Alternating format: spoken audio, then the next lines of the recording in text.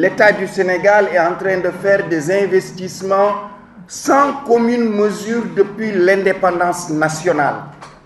De 1960 à 2012, c'est-à-dire 52 ans, les investissements de 2012 à 2017 représentent au moins le double de ce qui a été investi en 52 ans. C'est un effort sans précédent dans l'histoire de notre pays et qui mesure combien le président de la République, M. Macky Sall, à travers les concertations, à travers les décisions du Conseil présidentiel, est en train de donner les moyens de mettre en œuvre la politique qui avait été définie par les concertations. Mais cela ne suffit pas. De même, les droits d'instruction pédagogique des étudiants ne suffisent pas. Il faut développer un partenariat plus large. J'ai vu qu'à Thiès, que ce soit la Sonatel, que ce soit Eiffage, que ce soit Ideal SA, que ce soit d'autres sociétés, beaucoup d'autres sociétés, chacune vous avez pu les démarcher et les amener à apporter leur contribution pour que votre université, notre université, puisse réaliser ces projets. C'est ça l'enjeu de toute université moderne. Et à Thiès, vous avez un PCA qui est un homme d'exception. Je veux parler de M. Ousmane Joseph Diop, qui ne gère pas simplement le conseil d'administration, mais mobilise des ressources. Lui-même participe par ses ressources à renforcer l'université de Thiès. C'est ça une université, une communauté universitaire. L'université n'est pas une affaire du gouvernement seulement. Ce n'est pas une affaire simplement des enseignants. Ce n'est pas simplement une affaire des étudiants. L'université, c'est une affaire de la société. Parce que c'est la société qui veut l'émergence économique. Et c'est parce que l'université aura réalisé les objectifs de la société qu'on pourra aller vers l'émergence économique. Personne n'a le droit de dire « je me croise les bras, je vous regarde, gouvernement, est-ce que vous réalisez ?» Non. C'est nous tous qui devons nous mettre ensemble. Mettons-nous ensemble, parce que c'est comme ça que le Sénégal a construit un enseignement supérieur de qualité. Je voudrais donc féliciter l'Université de Thiès. Nous avons visité les locaux de l'ONCAD, mais les locaux de l'ONCAD ont été réhabilités sur ressources propres de l'Université de Thiès. Aujourd'hui, les gens déménagent, ils libèrent les locations, mais c'est autant d'économies que l'Université de Thiès va utiliser pour d'autres investissements. Nous avons visité l'ENSA. L'ENSA aurait dû se dire j'attends qu'on me construise des résidences universitaires. L'ENSA a dit il y a des modules du FESMAN qui sont disponibles. Nous allons les aménager, y loger des étudiants et nous avons vu des étudiants qui étaient heureux de leur logement parce que ces modules donnent des conditions, je pense même, qui sont meilleures que les logements traditionnels des étudiants. Le matériel agricole destiné au monde rural qui est stocké à l'ENSA de Thiès, monsieur le directeur, et que vous êtes en train de monter sans doute en collaboration avec le ministère de l'Agriculture. C'est ça l'université de développement. Parce que nous voulons que l'université sorte de sa tour d'ivoire et apporte et la connaissance, les compétences et la technicité au pays pour que le pays puisse se développer, aller vers l'émergence. Nous avons visité l'UFR Santé. L'UFR Santé, nous avons vu le labo de santé publique que vous êtes en train de mettre en place. Qui va se servir de ça? Mais ce n'est pas seulement les Thiessois, c'est toute la population sénégalaise qui pourra venir à Thiès faire les analyses sans avoir besoin d'aller à Dakar et ailleurs. Mais c'est tout bénéfice pour la population. Nous avons vu les salles de TP aménagées. Nous avons vu ces bâtiments qui portent le nom d'entreprise. Parce que vous avez été voir Socosim, vous avez été voir telle société, telle autre, et qui vous a donné un plus. C'est comme cela que se construit l'université. Je voudrais encore vous féliciter et vous remercier. Nous avons été à l'école polytechnique de Thiès. Nous avons vu les salles réhabilitées par Eiffage. Nous avons vu les salles réhabilitées par la Sonatel. Nous avons été à l'ISEP.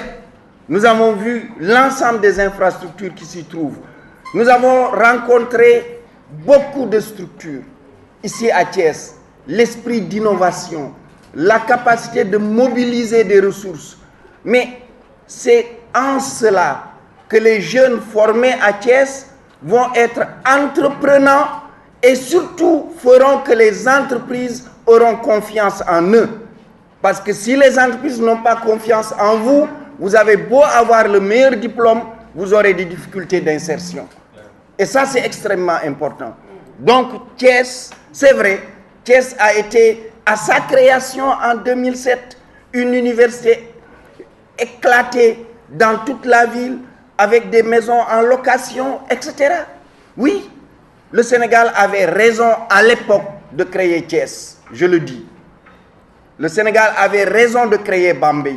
Le Sénégal avait raison de créer Ziguinchor. Parce qu'il fallait sortir du système d'enseignement supérieur que nous avions, où nous étions très en retard du point de vue du nombre de bacheliers.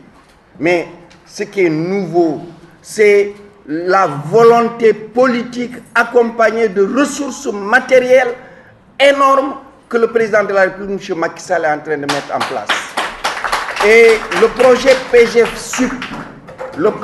PGF-SUP, je suis heureux, monsieur qui est intervenu, d'être dans cette salle.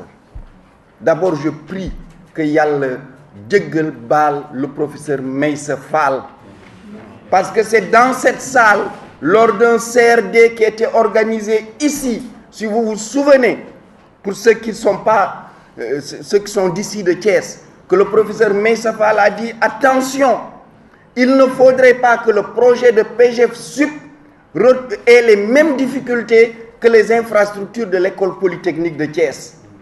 Il faut reprendre et faire des études géotechniques approfondies. Madame Cissé, je crois que vous deviez être là.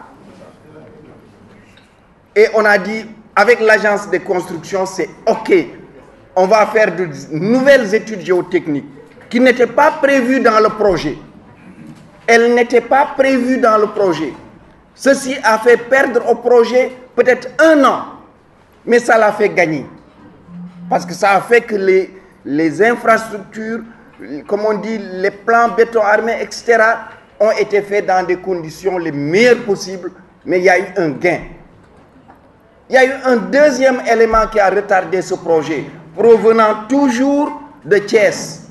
Parce que pendant un bon bout de temps, le projet devait en fait réhabiliter des bâtiments existants, rajouter des niveaux à des bâtiments. Et ça, il a fallu après changer ça pour construire de nouveaux bâtiments. Madame Cissé est là. C'est Thiès qui a décidé de ça. Et ensuite, évidemment, nous sommes tombés sur le problème que le site qui devait habiliter ces bâtiments n'appartenait pas à l'université de Thiès, est un site de l'armée nationale.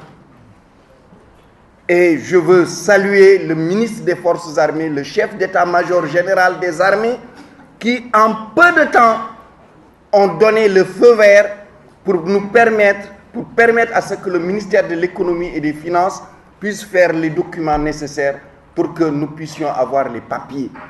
La visite de ce matin nous a permis, en tout cas, disons, de déceler un certain nombre de choses. Il y a des chantiers pour lesquels il n'est plus question, disons, de revenir. Je dirais quelque chose comme l'hôtel du Rail, comme le bâtiment de l'IST qui sont pratiquement terminés et qui sont pratiquement livrés. C'est vrai que la grosse inquiétude de la communauté universitaire de Thiès, c'était bien entendu le projet PGF-SUP. C'est vrai, nous avons connu beaucoup de difficultés. Nous avons travaillé d'arrache-pied, je le dirais, pendant les vacances, en tout cas du mois de juillet jusqu'à ce jour, avec bien entendu l'entreprise, l'agence de construction, pour essayer en tout cas, disons, de lever les contraintes. Aujourd'hui, ce qui est rassurant, c'est que, bien entendu, l'entreprise est en train, disons, de s'implanter. On l'a bien vu sur place. Il est en train même, disons, de creuser les premières fouilles sur le chantier de l'UFR 7. Et chose rassurante, l'entrepreneur lui-même dit que les travaux ne s'arrêteront plus et qu'ils iront jusqu'au bout des 24 mois ou 18 mois, je ne sais plus très bien, en tout cas pour finaliser le chantier. Ce qui nous laisse véritablement un espoir certain par rapport, en tout cas, à l'extension, à l'élargissement et à la montée en puissance de l'Université de Thiès. Il s'y ajoute, bien entendu, que le ministère de l'Enseignement supérieur, sur instruction du président de la République, on vient de le voir sur le film qui vient d'être projeté, va bien entendu mettre en place, construire 26 labos à l'Université de Thiès. Donc je peux dire à l'extension sur la VCN, 10 pour l'UFR 7 et 6 pour l'UFR pour l'UIT et l'UFR et 6 pour l'ingénieur. Ce qui va augmenter bien entendu nos capacités pédagogiques d'une manière générale, mais même, disons, nos capacités en termes de nombre d'étudiants que nous pouvons recevoir, bien sûr, à l'Université de Thiès. Personnellement, étonné, dans le vrai sens du mot étonné, de l'évolution de l'Université de Thiès depuis 3 ans. De l'évolution quantitative et qualitative. Pour cela, je saluerai d'abord les étudiants, leur engagement, leur persévérance. Je saluerai le corps professoral pour tout le travail qu'ils ont abattu depuis 3 ans. Un travail fait d'abnégation. Je vous remercierai, monsieur le recteur, de tout ce que vous avez fait, vous et votre équipe, parce que je ne dis pas que c'est des 12 travaux d'Hercule, mais ça y ressemble. Je remercie aussi monsieur le ministre de l'appui total et sans faille qu'il nous porte depuis qu'il est à notre ministère de tutelle, et lui demande de remercier de notre part, de la part de l'Université de Thiès et du conseil d'administration, monsieur le président de la République, pour sa vision qu'il a de l'éducation nationale. Évidemment, nous avions une nouvelle vision pour développer l'école politique de Thiès. Un document de stratégie avait été élaboré et il nous fallait en fait augmenter les effectifs, diversifier les filières et les niveaux de formation au niveau de l'école politique de Thiès. Mais nous étions heurtés à 3 choses. Première chose, c'est que nous étions limités par la capacité d'accueil au niveau pédagogique. Deuxième chose, la capacité d'accueil au niveau social. Et troisième chose, c'est la vétusté des équipements que nous avions au niveau de l'école politique de Thiès. Et peut-être même l'obsolescence des équipements qui fonctionnaient encore mais qui étaient obsolètes par rapport à l'évolution du monde moderne. Et donc, en fait, le ministre nous a soutenus. Et dans le cadre de la visite que vous avez vue tout à l'heure, on a eu un bâtiment administratif, un bloc administratif, parce qu'évidemment, tout ce qu'il y avait à l'école polytechnique, c'était du temps des Canadiens, depuis 1973. Et donc ce bloc administratif est le premier investissement de l'État du Sénégal en termes d'infrastructure au niveau de l'école politique de 1973 jusqu'à maintenant. Donc ça c'est important, je crois, de le souligner. Et ça nous permettra donc de récupérer les salles de classe qui sont occupées par les départements, scolarité. En fait, toute l'administration, à part la direction, c'était des salles de classe qui ont été cloisonnées. Parce que c'est tout simplement pour préciser que le projet des ISEP, c'est avant tout le projet de M. le ministre, qui le connaît mieux que quiconque parmi nous, parce qu'il pourra vous citer le réseau des 14 ISEP qui devront être construits au niveau national, commençant par celui de Thiès. Et ce qui est rassurant, c'est que c'est celui de Thiès qui doit être le modèle par rapport aux autres ISEP qui sont en train d'être construits. Et en termes de procédure de construction, je vais donner juste 2 ou 3 dates. La première date, c'était le 14 août 2013, conseil présidentiel, durant lequel on l'a vu ici projeté, le président de la République donner sa directive sur l'orientation de l'enseignement supérieur vers les sciences, technologies, l'ingénierie, les mathématiques. Ensuite, vous avez le mois d'octobre 2014 avec les assises Conseil national pour l'évaluation de l'enseignement supérieur, où là également il y avait les 78 recommandations, qui étaient avant d'ailleurs, qui étaient avant le 14 août. Et le 9 mars 2015, Monsieur le ministre de l'Enseignement supérieur ici présent, a accompagné Monsieur le Premier ministre pour la pose de la première pierre du site de l'ISEP Thiès que nous avons visité aujourd'hui. Et ce qu'on a vu aujourd'hui est rassurant par rapport à toutes ces dates, pour voir qu'on est dans le timing de Monsieur le Président de la République et sous l'impulsion de Monsieur le ministre de l'Enseignement supérieur. Les investissements consentis par l'État, énormes. Et je pense qu'il faut saluer ça et féliciter le ministre ici présent et à travers lui son gouvernement et le président de la République. 3. L'esprit d'initiative que j'ai perçu dans ce sens de responsabilité à s'assumer pour les différentes structures pour construire par elles-mêmes des éléments de réflexion, de réhabilitation et d'équipement. 3. L'implantation de certaines structures à travers la ville, dans les quartiers populaires, qui peut paraître comme un émiettement, mais qui peut être une plus-value dans le fait qu'il y a déjà une articulation physique entre ces structures et les populations, qui exprime donc et configure l'ouverture de l'université à la société et les services que doit offrir l'université à la société, à la communauté. Il s'agit là d'un long processus depuis la concertation nationale sur l'avenir de l'enseignement supérieur qui a vu l'implication de tous les acteurs du secteur privé, des collectivités locales, de la société civile, des partenaires au développement et qui nous aura permis en fait de faire un certain nombre de recommandations. À la suite, il y a eu un conseil présidentiel qui a conduit à un certain nombre de décisions présidentielles. Ce chemin que nous avons parcouru ensemble nous a menés inévitablement vers des réformes de l'enseignement supérieur à mettre en œuvre. Et nous sommes actuellement en pleine exécution de ces réformes. Dans le cadre de ces réformes, nous avons eu les textes de l'enseignement supérieur, des infrastructures, des réalisations, des réhabilitations, mais tout ceci converge vers l'amélioration de la qualité de l'enseignement supérieur. Nous allons conduire ensemble toutes ces étapes, depuis la conception, la mise en œuvre, la réalisation, et si nécessaire, apporter les corrections si nécessaire. Ces conditions sont au fur et à mesure en train d'être prises en charge. Et c'est là où je voudrais quand même féliciter effectivement Monsieur le ministre de l'Enseignement supérieur qui a bien voulu effectivement traduire en actes concrets les ambitions du gouvernement. C'est très important parce que c'est révolutionnaire.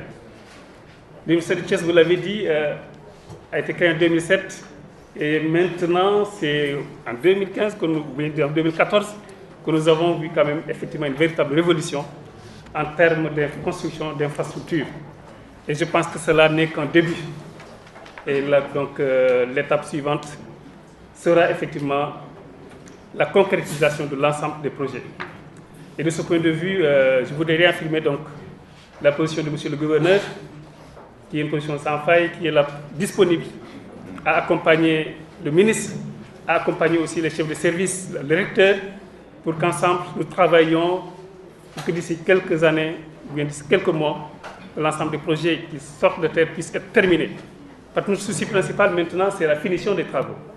Il faudrait quand même que les entreprises, en collaboration avec les recteurs et les chefs de service, s'engagent quand même à livrer les infrastructures à temps pour la satisfaction des étudiants, mais aussi à la satisfaction des autorités administratives et même des autorités locales. Parce qu'on en a besoin, ça permettrait au MES de gérer autre chose que l'effervescence à l'Université de Thiès. Et quand même, je voudrais à ce titre les remercier, les féliciter de leur engagement, mais également me réjouir aussi de la composition de cette délégation qui a bien voulu participer avec le ministre à cette tournée.